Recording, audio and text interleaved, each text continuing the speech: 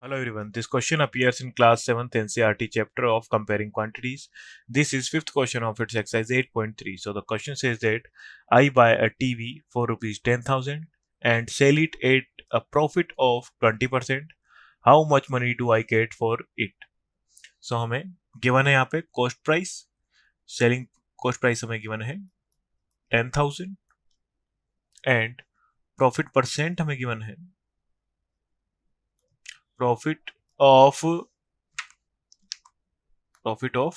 20%.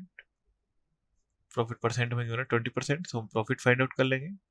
Profit is equal to 20% का sign हटाने के लिए डिवाइड बाय 100 इंटू 10,000.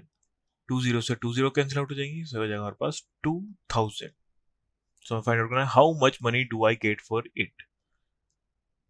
सो हमें फाइंड आउट करना है selling price SP is equal to CP plus profit is equal to 10,000 plus 2,000.